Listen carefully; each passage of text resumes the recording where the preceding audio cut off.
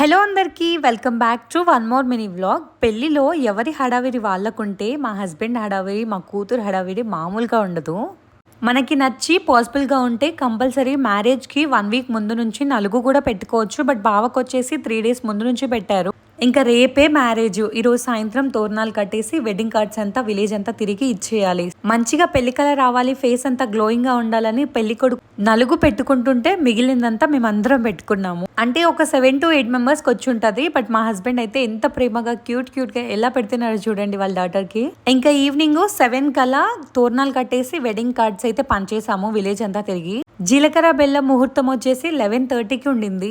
ఇంకా మా అక్క వచ్చేసి పెళ్లి కొడుకుని రెడీ చేసే బిజీలో ఉండింది. నేనైతే నార్మల్ గా నా ఫేస్ కేర్ చేసుకొని పిల్లలకైతే చూసుకుంటాను. వెడ్డింగ్ లో ఒక పర్సన్ ని మనమే రెడీ చేయాలంటే దాని వెనకాల చాలా ఓపిక, సహనం అన్ని కూడా ఉండాలి. మా అక్కకి అవన్నీ కూడా ఎక్కువే. సో అందుకే తనే రెడీ చేస్తుంది. పెళ్లి కొడుకు రెడీ అయిపోయిన తర్వాత ఆడపడుచు ఎవరైతే ఉంటారో అంటే అబ్బాయి వాళ్ళ సిస్టర్ అన్నమాట, తను హారతి పట్టుకొని అబ్బాయిని బయటికి తీసుకురావాలి. ఉత్తి హారతి తీసుకొస్తే సరిపోదు, ప్రతి దాని వెనకాల బడ్జెట్ అయితే ఉంటుంది.